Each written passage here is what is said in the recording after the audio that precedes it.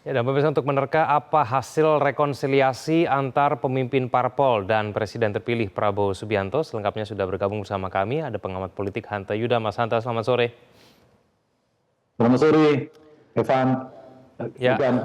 Mas Hanta, bagaimana Anda melihat pertemuan antar pimpinan parpol kemarin, termasuk pertemuan dengan Prabowo Subianto sebagai Presiden terpilih, karena parpol-parpol, Nasdem misalnya, mengatakan bukan sebuah kerjasama pragmatis, tapi kerjasama yang lebih besar dan seluas-luasnya untuk rakyat. Nah, Nasdem bahkan merujuk pada adanya tantangan ekonomi global yang harus dihadapi ke depannya.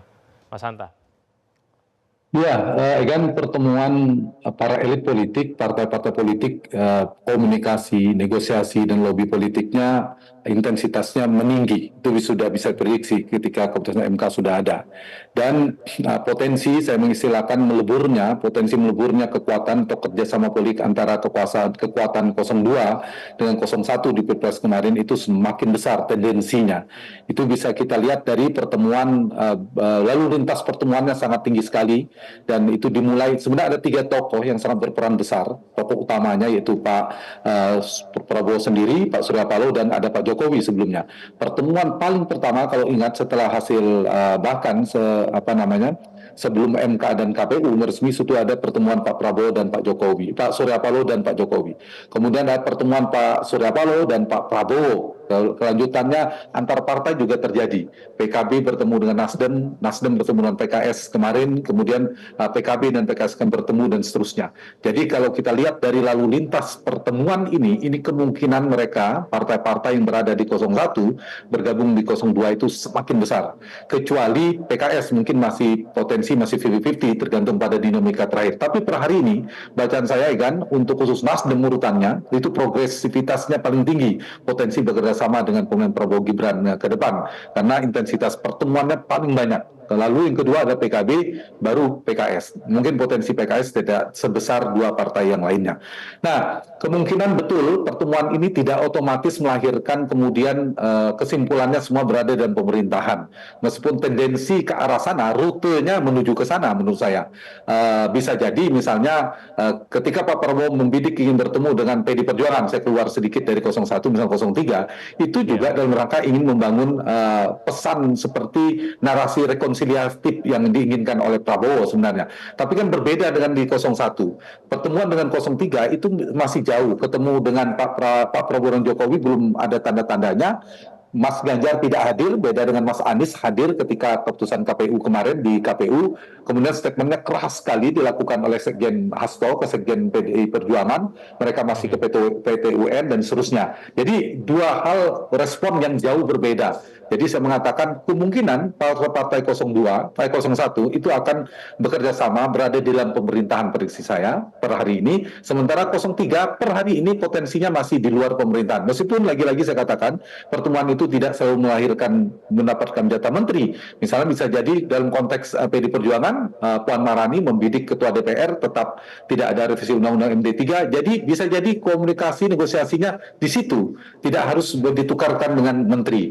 Nah, khusus untuk pertemuan dengan partai-partai 01, Egan, simpulan sementara saya kemungkinan 4 partai yang sudah ada di dalam pemerintahan, Koalisi Indonesia Maju itu yaitu Gerindra, Golkar, kemudian PAN dan Demokrat, dan berpotensi besar bertambah 2 partai lagi, yaitu Partai Nasdem dan yang kedua adalah PKB. Sebelumnya 48%, ditambah PKB dan Nasdem menjadi 71,9% atau 72%. Jadi itu kira-kira gambaran bacaan saya dari pertemuan demi pertemuan yang sangat tinggi intensitasnya, Egan. Jadi kemungkinan ini adalah rute menuju koalisi atau kerjasama politik yang serius di 2 partai paling tidak per hari ini perkembangannya. Ya, Mas Hanta, seberapa banyak atau seberapa besar sih Prabowo Subianto harus menambah dukungan partai politik begitu untuk membangun pemerintahan yang kuat? Iya, sebelum bertambah kan memang butuh. Realitasnya begitu. Kalau orang mengatakan yang kalah di luar saja, yang menang lanjut, itu tidak mungkin. Karena Prabowo hanya mengantongi 48 kursi di parlemen. Kalau itu yang terjadi, maka cul-de-sac, deadlock, di mana presiden sulit memerintah, tidak mencapai minoritas sederhana. Karena itu, presiden terpilih Prabowo itu membutuhkan tambahan untuk menyukseskan agenda pemerintahannya, proposalnya supaya diterima oleh parlemen, supaya bisa menunaikan janji-janji kampanye. Dia memerlukan memerlukan paling tidak koalisi pas terbatas atau minoritas sederhana atau simple majority, di mana butuh minimal 60% kekuatan di parlemen, Egan. Karena itu 48% itu kalau ditambah urutannya Partai Nasdem sudah cukup sebenarnya 60%. Tapi mungkin belum aman ketika ada satu partai tiba-tiba cabut dukungan dalam perkembangannya atau melakukan politik dua kaki, dia beroposisi, dia berkoalisi di pemerintahan, punya jatah menteri, tapi di saat sama kerap melakukan manuver politik di parlemen, sehingga si presiden terpilih berpotensi terserimpung oleh manuver partai kalau pas hanya 60%. Karena itu penting juga, tapi ini batas atas menurut saya menjadi 70%, mengajak PKB sudah 72%. Nah, saya ingin menjawab pertanyaan Egan, sampai mana? Sampai sini saja, sampai Nasdem dan PKB. Saya berharap Pak Prabowo menahan tanda petik hasrat politik untuk mengajak semuanya dengan alasan rekonsiliasi, alasan mengakomodasi dan seterusnya. Cukup tinggalkan PD Perjuangan, dan mudah-mudahan PKS juga ditinggalkan di luar pemerintahan demi demokrasi presidensial kita yang sehat, ada check and balances, ada kontrol dari parlemen dan seterusnya, sehingga saya berharap tidak ada tambahan partai. Kalau soal pertemuan ya bagus, rekonsiliasi dan makna politik kebangsaan bagus, tapi untuk di dalam pemerintahan diajak kerjasama serius, mendapatkan jatah menteri, cukup sampai pada Nasdem dan PKB. Dan kita lihat dari sisi genetik atau DNA politiknya, dua partai ini memang paling pas. Satu, kita lihat PKB dan Nasdem itu memang sama-sama di dalam pemerintahan Pak Jokowi hari ini. Kedua, genetiknya, DNA politik dua partai ini dibandingkan dua partai lainnya, PDIP dan PKS, memang lebih cocok di dalam pemerintahan. Mereka sudah selama ini memang selalu dalam pemerintahan. Kalau kita lihat kedekatannya juga dengan Pak Jokowi dan dengan Pak Jokowi dan Pak Surya dengan Pak Prabowo itu lebih pada PKB dan Partai Nasdem.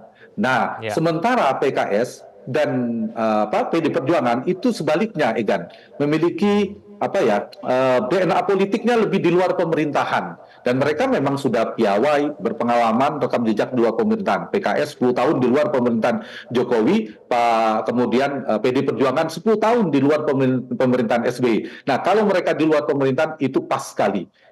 Kita lihat perkembangan dan juga respon per hari ini, terutama PD Perjuangan kan cukup keras ya, beda dengan PKB dan Partai Nasdem yang relatif akomodatif, yang lebih sejuk responnya terhadap kemenangan 02. Itu saya kira yang perlu menjadi pertimbangan. Jadi cukup sampai sini, maksimal 70% di Nasdem, PKB, jadi ada 6 partai di dalam pemerintahan, 28%-nya PDIP dan PKS di luar pemerintahan. Meskipun saya tidak yakin PKS akan menolak ajakan kalau kemudian mendapatkan tawaran serius dari Prabowo untuk gabung di pemerintahan juga. Egan. Ya, Mas Hanta, mengenai PDIP dan PKS, apakah kemudian kedua partai ini bisa menjadi oposisi yang kompak, melihat kedua partai ini memiliki ideologi dan DNA-nya juga berbeda begitu? Betul, dua-duanya berpotensi di luar pemerintahan, tapi memiliki komplikasi politik.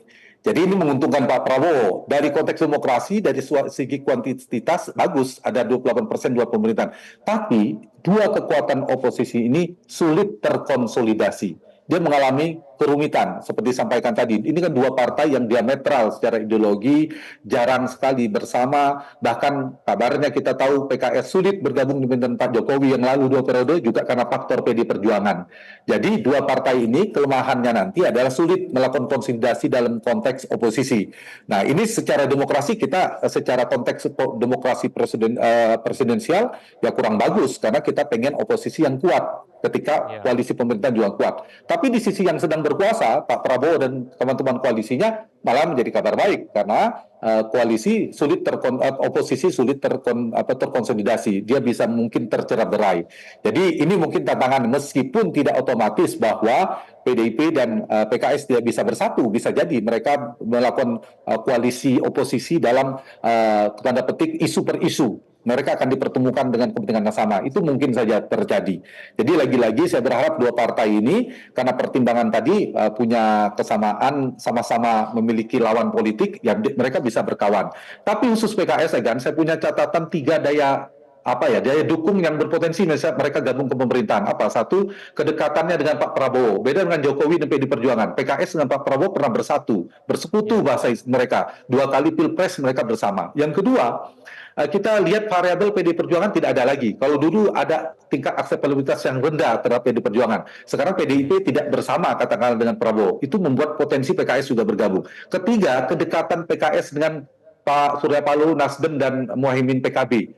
Ini bisa mempengaruhi ajakan-ajakan itu. Jadi ada potensi PKS bergabung meskipun kita menunggu keputusan Majelis Syuronya. Tapi ada daya tolaknya. Ini yang 3 faktor membuat PKS mengecil untuk bergabung karena tadi DNA atau genetik politiknya seluruh di luar pemerintahan. Kalau dia di dalam, dia berpotensi melakukan politik 2 kaki dulu seperti era Pak SBY. PKS itu kan kerap begitu. Yang kedua adalah dari rekam jejaknya tadi yang seperti kita sampaikan, memang mereka punya punya manuver politiknya kelihatan atraktifnya di luar pemerintahan kalau PKS ini. Kalau di dalam justru dia mati gaya. Sulit leluasa melakukan manuver politik. Dan yang ketiga, basis konstituen PKS itu menginginkan PKS di luar pemerintahan. Nah, ketika mereka bergabung dalam pemerintahan, beda dengan PKB dan Nasdem, itu melawan arus suara aspirasi akar rumput struktur partainya di bawah maupun konstituen partainya. Itu potensi tantangannya di konstituennya dan juga akan dipertimbangkan oleh PKS. Itu plus minusnya PKS. Berbeda dengan PKB dan Nasdem, relatif lebih leluasa